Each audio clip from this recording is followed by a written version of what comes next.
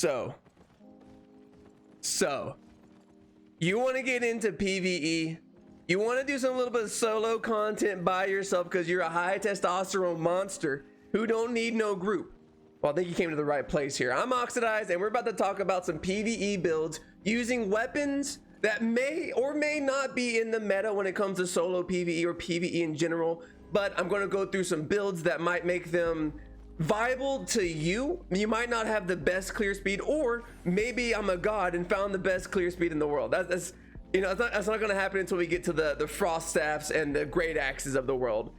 This video is going to be over Battleaxes and BearPaws. I plan on doing 2 weapons a video once a week. It's going to be a non-artifact weapon and that weapon's artifact counterpart. Battleaxes, BearPaws, or in the sword tree you have broadsword, clarion blade. You get the idea. Okay, so again, this is going to be directed more towards a new player who wants to maybe try out some of these builds for themselves. All right, and with that being said, let's get into the video, guys.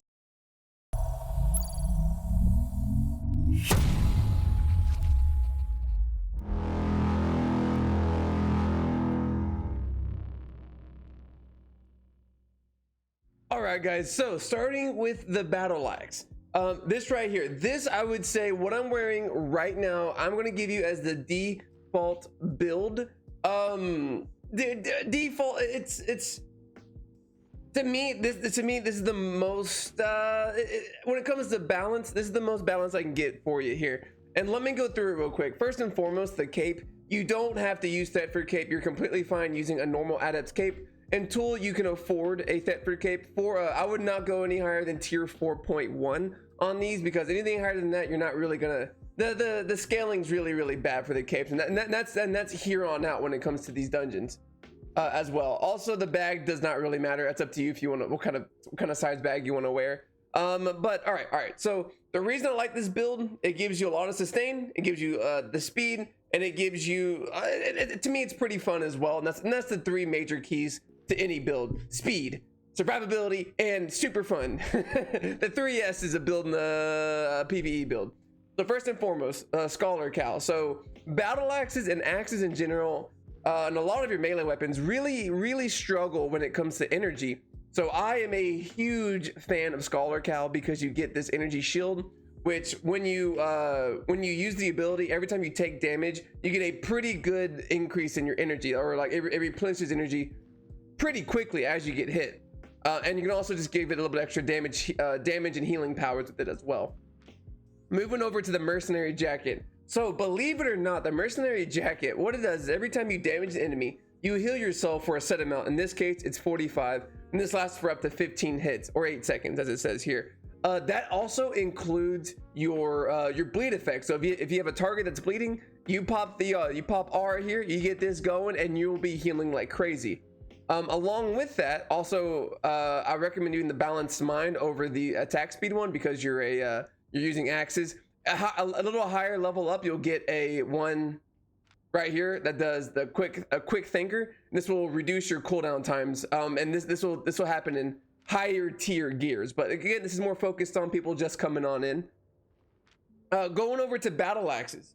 Okay, so for the Battleaxe, the abilities you want to use here are the Rending Swing, because it's an AoE and it builds rending stacks, so it builds up some extra damage, some extra bleed effects on your target. Early game, I would take Adrenaline Boost right here, increase your move speed by 50% and damage by 25% for 5 seconds. This will help increase movement, your overall clearing speed. Also, Vampiric Strike, which is what you have to take. What this will do is that it does damage already to the target, but depending on how many rending bleed charges you have on your target is how much damage you will lifesteal. So if we have 3 charges, up to 100% damage dealt, you will get back in health. Okay, so this build is going to be a little bit more survival heavy compared to a lot of the other builds. And then just take deep cuts for extra damage. You excuse me, you could take Life Leech, but I don't really recommend it. But note, I have these BearPaws with me here. In the late game tiers, if you want to still use the Battleaxe, you want to take Raging Blades, because this is another way to build up some extra damage. It's an AoE that just sends axes around you, so it does even more damage. but that's late game or later into the axe tree that you can go into. Early game, I would say take adrenaline boost. Okay, and then finally the boots. All right, so I love demon boots for a lot of reasons. One, they are just really good. If once you get really low on health, they help you do more damage and increase your movement speed. So if you do plan on going to the red zone, the demon boots will allow you to escape ganks pretty easily. Also, let's say you're in a boss fight and you get low on health, you pop these bad boys, and maybe that damage you get is the damage you need to finish off the boss. Okay, and then I would take just the toughness, which reduces the incoming damage by 2% here. This isn't very much, but it is what it is. And then Crypt Candle. So Crypt Candle is just a really good damage dealer. It increases your physical and magical ability bonus by 11%, but you do take increased damage from mobs and players. That's why we're going a little bit more survival with the mercenary jacket. Okay, and I do have some alterations to the build that we can talk about real quick. So again, if you're like, you know what, just give me a default build, stick to this right here. This is a good default build. If you want to go a little bit cheaper, you can go soldier boots. The soldier boots will help you on the movement speed side of things. It doesn't really help you during combat, but if you want like a little bit more faster clear speed or a little bit or to get around a lot better, I went with soldier boots because that was kind of the only other option I could really think of in this kind of situation for like a cheaper version of this build. So yeah, give them a shot. All right, so like I said, this is your default build right here. Okay, the other build that I really like to I would use personally is a little bit something like this. So you want to take any type of cloth sandals.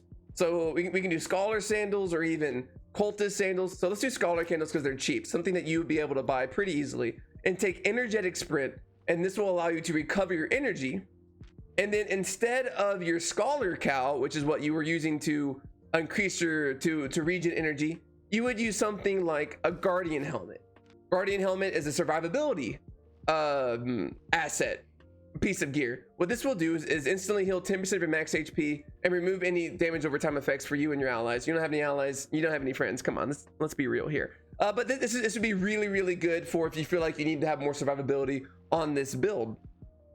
Okay, or you could even go Stalker Hood. Stalker Hood is a DPS monster. It's really not that expensive as well. It's an artifact hood, but it's not that expensive. What it does is it increases your damage by 20% for 4 seconds flat out. That's already 20% damage increase. Also, every enemy whose health is below 50% will get a resistance reduction of 90 for 4 seconds as well. So you're doing a ton of damage if you have a low enemy. Like, I mean, I'm talking big finisher boys, okay? And then you could also use Hunter Hood. Hunter Hood has retaliate. This hood can go for any single build you want to go in my opinion. But what this is going to do is allow you to reflect any damage that gets sent to you back to your target for 4 seconds, which is, it's kind of good. But I feel like I'm telling you that, but maybe don't use that until you get more used to the other mechanics of the game, because you have to know when to use this.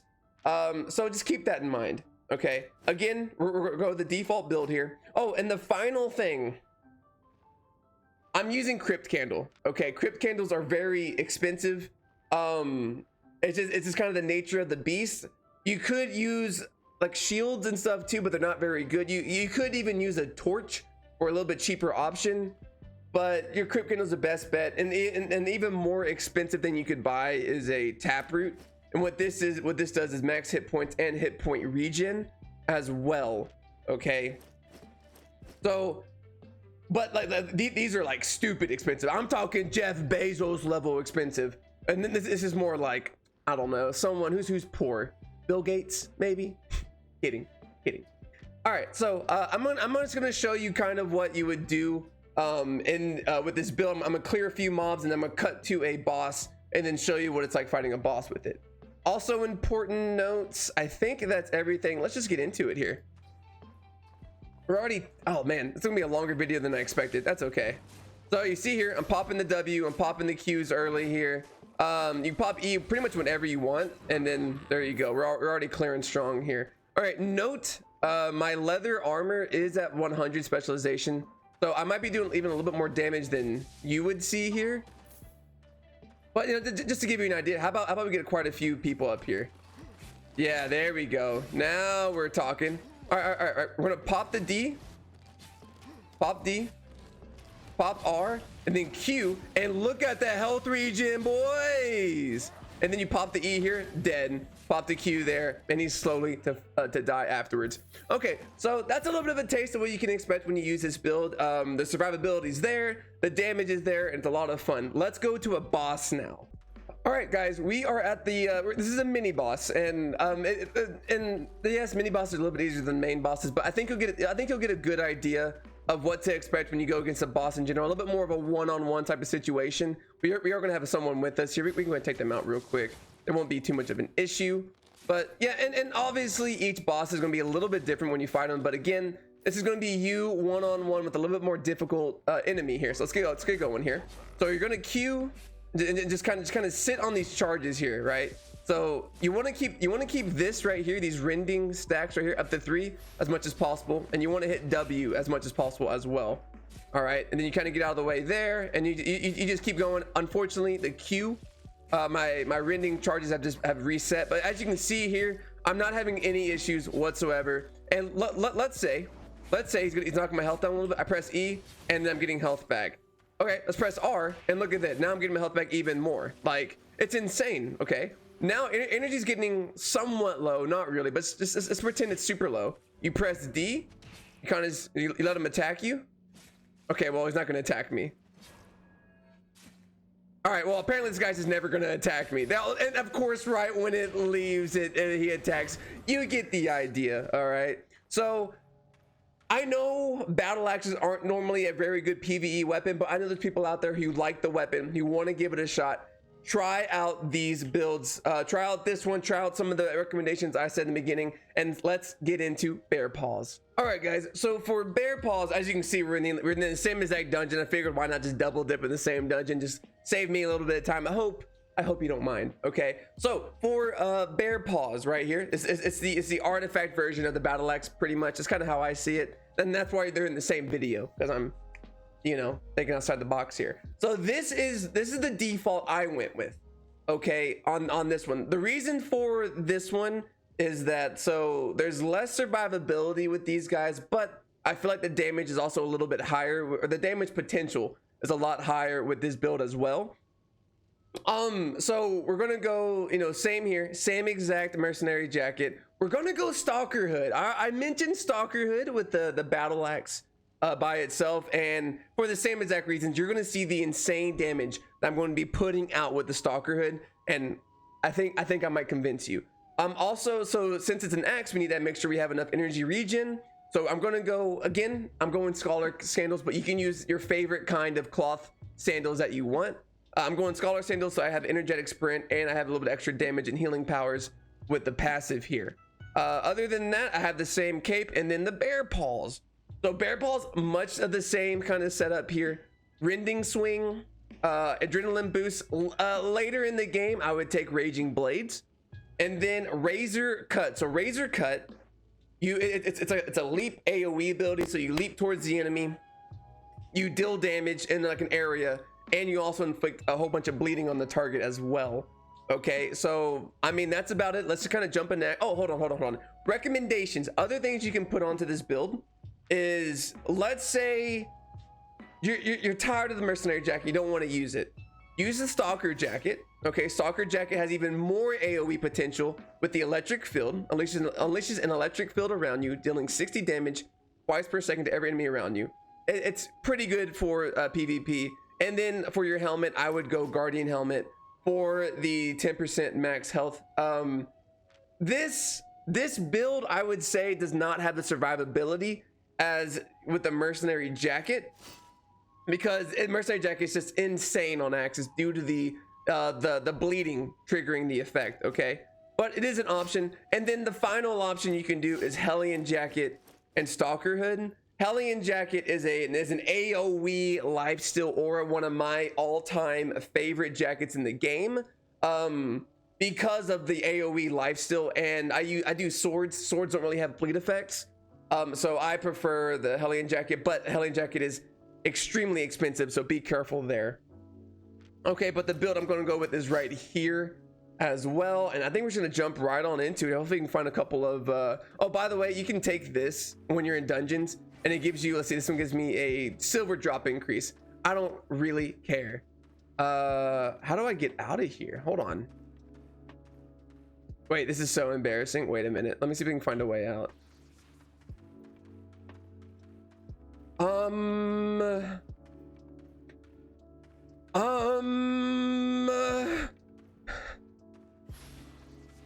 Trying to do a video here. There's no way that's the end of it, but I did not see another way out. Hold on. I'll be back.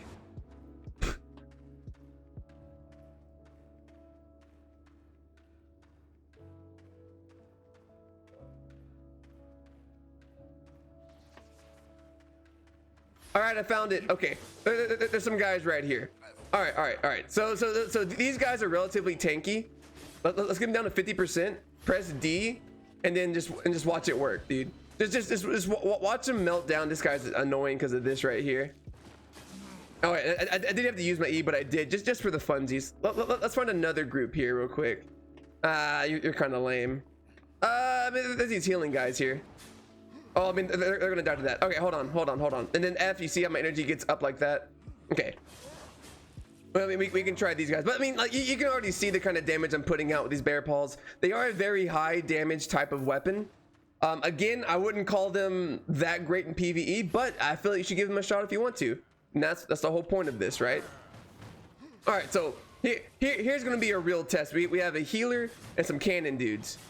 So this would be an actual real test. Press D. And then you eat, get in there. Look at the damage.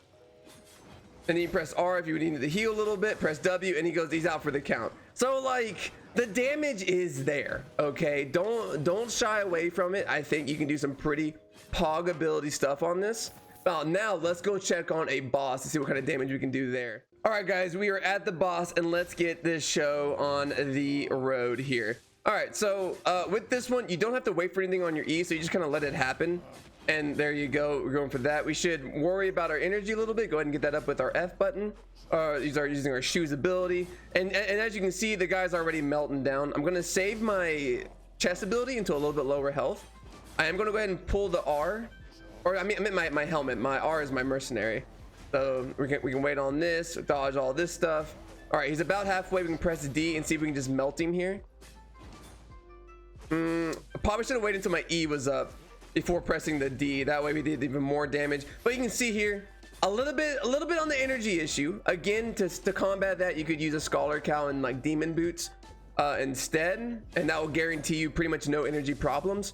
But as you can see, we were still able to do the fight pretty okay, pretty fine. I didn't kill all the enemies. I was trying to get this done. But that's it, guys. That is BearPaws. That is Battleaxes. I hope this helps. And I'm going to be bringing these out 2 weapons a week until I'm done with all the ones that are even close to viable for PvE. So I'm looking at you, holy staff. And that's it, guys. I hope you enjoyed the video. If you liked it, please like, comment, and subscribe, and I'll see y'all next time.